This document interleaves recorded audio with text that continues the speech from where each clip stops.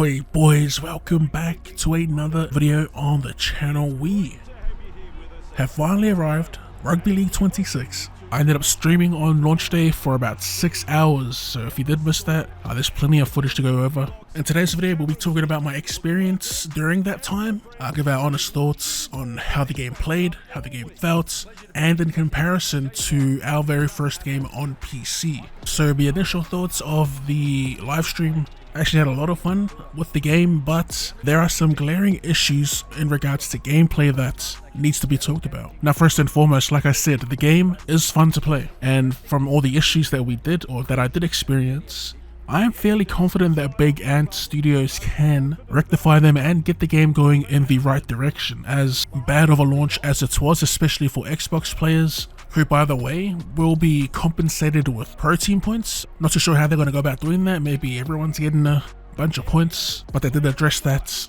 via X.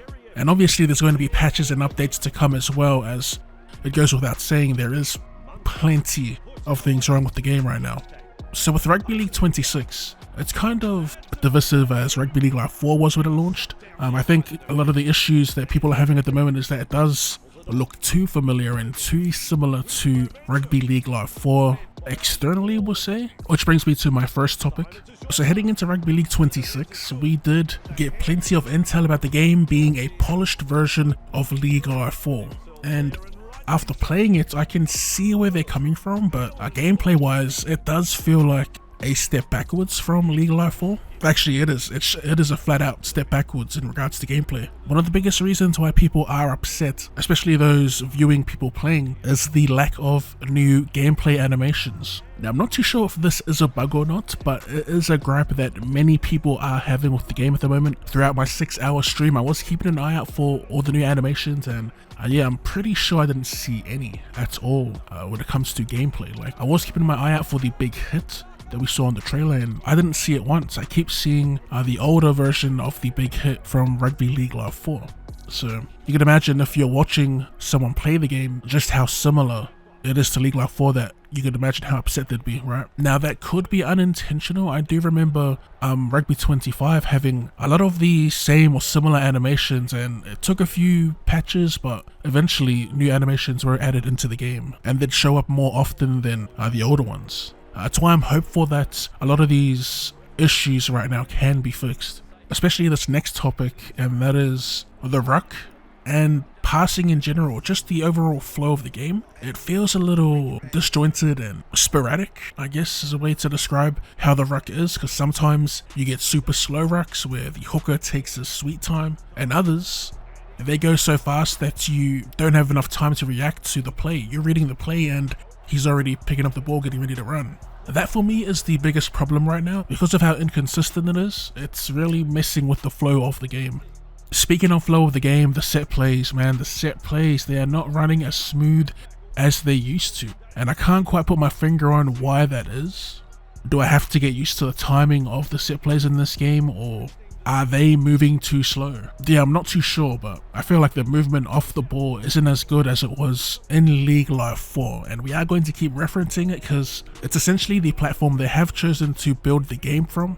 And again, a lot of the disappointment is the lack of building, if you will, from said platform. Now for some positives, because I am having a lot of fun with the game. Now, despite how familiar it looks from the outside watching, the movement and feeling doesn't really feel that familiar, and it's something I can't really explain. You kind of have to experience the movement for yourself to know what I'm talking about. Other notable changes that I really enjoy is the new contest mechanic. It's pretty simplified, but it does feel more responsive and more consistent than it did in League Live 4.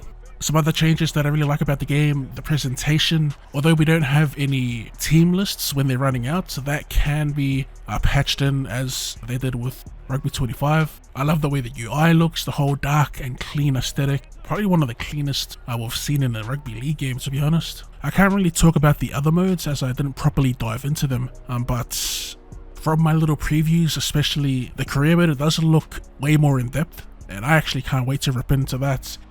And the new pro team mode, I was a little lost in navigating the menus. It'll take some getting used to, but I could see that mode having a lot of potential, especially if they can increase the player pool and get the legends on board. Back to some negatives. I know I'm all over the place here, but in regards to teams, there's no New South Wales Cup, and no word on if they'll be added at a later date. There's also no internationals, but when scrolling through the player index, we'll call it, we do see some Australian players donning their Kangaroos kit, so that just tells us that they will be in the game later. And back to some more gameplay related stuff, the on-the-fly interchanges. I believe they still function the same, but I, for the life of me, cannot see what I'm looking at. So much so that I just opted to use automatic interchanges. You know, I could just pause the game and do that, but no one wants to do that. The on-the-fly interchanges worked perfectly back in League Life 4, and hopefully they can increase the size and make it a little more readable. The same goes for the the icons for targeted passing. When playing on the PlayStation at least, I did notice that they were a little too small, but it's on PC, which you're seeing in the background, it was way more noticeable. Before I forget, and the last thing we'll touch on was the defense. And I'm not too sure if this is an intended mechanic, but for some reason, whenever I would try to scroll through the defensive line, as soon as I had the player I wanted to use, I let go of it and it snapped back to the marker. I'm not too sure why that is, but that was kind of a pain to deal with throughout the day.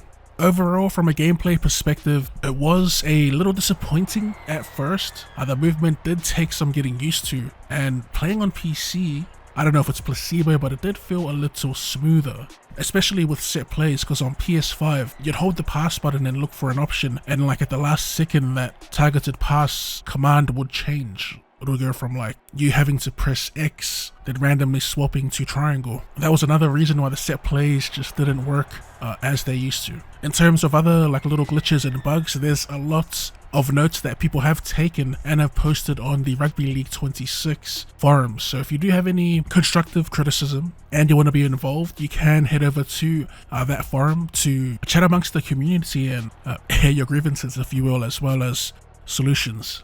Like I said, I'm fairly confident that Big Ant can get this game going on the right track just due to their post-launch support of Rugby 25. And if you saw that launch, it was pretty bad and nowhere near comparable to the launch of Rugby League 26. This game at least is playable, and like I said, I'm having fun. You know, the same couldn't be said for Rugby 25. And yeah, that's pretty much concludes my initial impressions of the game. Although fun for me, there's still a bit of work to do, a bit of ironing out to do, if you will, and I'm pretty excited to see them get this back on the right track, because as I've been saying, I do think it has a lot of potential, especially building from this system. So we are going to wrap it up there. I'll let the gameplay play out. We actually go crazy with how Mole Alakawatu would be raw gameplay. If you enjoyed the video, be sure to run straight at that like button. And for more Rugby League related content or more content in general, go ahead and drop your boy a cheeky sub. Thanks for tuning in, and I'll see you later.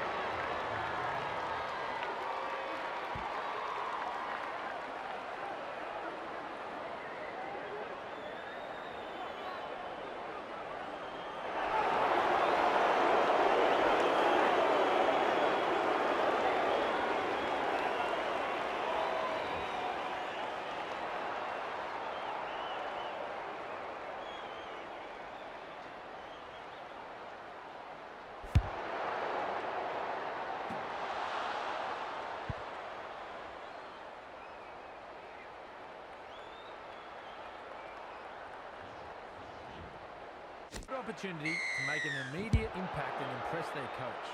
It's game on. Grant marks the ball. Caught there. Hard to offload when there's that many in the tackle. Katoa. Good pressure from the chasers. You can see that coming from up here. That's an intercept. To the hands, not the feet. Sort it out, boys. Loops it over the top. Cherry Evans shakes him up. Wrapped up, no way through. Simpkin. Great pass. The Sea Eagles unable to break through. That's 3. Test the defence with a short ball. Nice defence there. This is just outstanding defence here. Passes. That is a classic level. They're over the line. Kawatu has really turned up the heat here in this match. The fans rise and celebrate a beautifully orchestrated try. Their team's second try in very quick succession here. The away side will be a little shell-shocked and will want to tighten things up very quickly. He's looking to add the extras. 2 more points. It's funny what momentum can do in rugby league, especially when you've got a... Held on the 40-metre line. That's 2. Bloor. Passes short. He surges forward. Makes them grab. They threaten to come up with points. Sends that pass out. 2 in the tackle, and they get him to ground. Plays the ball. Hughes. And he pulls him down just short of the try line. Plays the ball a couple out. Tries his luck with a block kick. It's a 4-pointer. Kicker will write the tries all down. Try time. All in the one motion. Rub it ahead and score. The defenders absolutely gobsmacked. They had no answer to that piece of brilliance.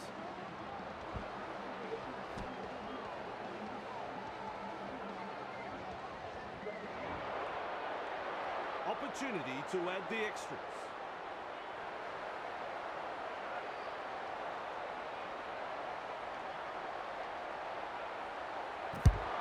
Right over the black. Don't you love a close contest? This has been very entertaining, Boston.